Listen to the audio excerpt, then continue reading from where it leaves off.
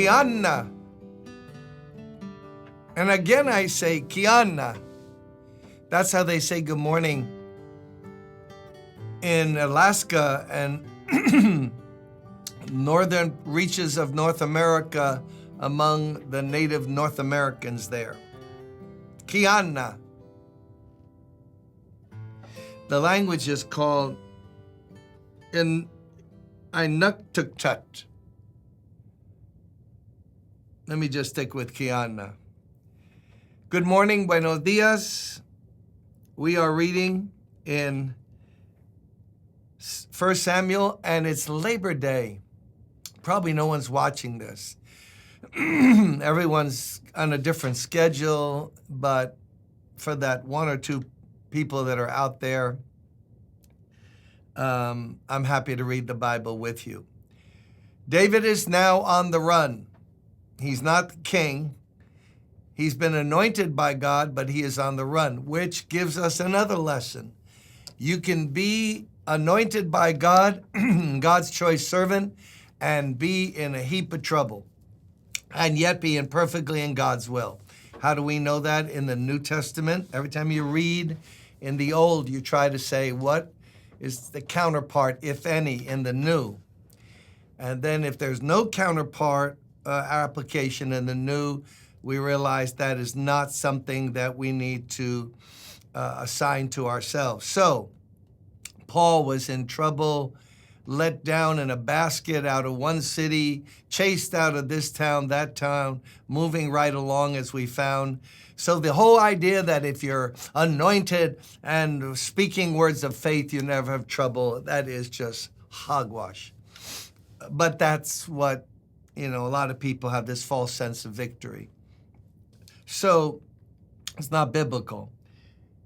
So chapter 23, 1 Samuel, when David was told, look, the Philistines are fighting against Keilah and are looting the threshing floors, he inquired of the Lord, saying, shall I go and attack these Philistines? The Lord answered him, go, attack the Philistines and save Keilah. Here's another example of David inquiring of the Lord. He has an instinct because he's a warrior. He sees the Philistines marauding and attacking this small town, which is defenseless, would succumb to the Philistine forces. And he just doesn't rush into it, but he inquires of the Lord, shall I go and attack these Philistines? They're looting the threshing floors. Imagine, it was harvest time. That town depended on their crops, and now big bad Philistines are looting and cutting off their life supply. So David asks of the Lord, inquires. Why did he have to inquire? Because there's no verse in the Bible that says, run to Keilah. You can look through Genesis through Deuteronomy. Run to Keilah and save the town. There's not a verse. It's one of those many areas in life where we should seek God's will, but it's not a moral decision. Not a moral decision. But David is not just about obeying God's commands. He wants to do God's will in everything. What a good lesson for us. Should I? Shouldn't I? What's your plan for my life, Lord?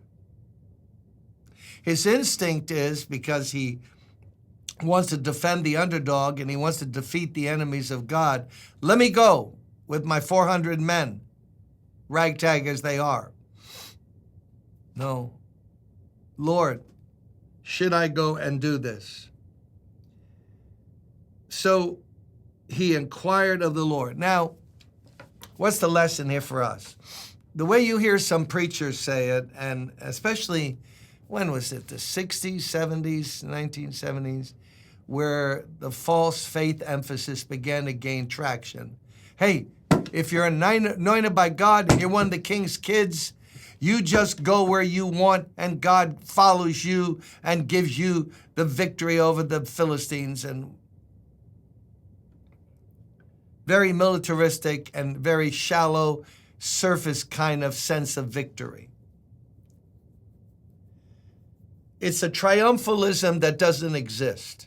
You can't go where you want and I want and God follow us. I think from reading this book, we're to follow God. I don't know. It's a novel idea, but I think it's in the book, in the Old and the New. The Israelites followed the cloud. The cloud didn't follow them. Jesus went about doing good. He said, I only can do the things the Father shows me. Paul wanted to do God's will, and sometimes he was forbidden to go places he was planning to go. So we're not the center, the Lord is. Oh, that's good, though. Isn't that good? What pressure if we're the center? We got to figure out what to do. Here we just have to find out what to do. So the idea that just because we're Christians, or David, wait a minute, Samuel anointed me. I killed Goliath. If I kill Goliath, one against a giant, I'm going to just save Kayla. Ride in with a white horse. The cavalry has come. Nope. He inquired of the Lord. What does that take? That takes humility, that we ask the Lord what he wants us to do in everyday situations.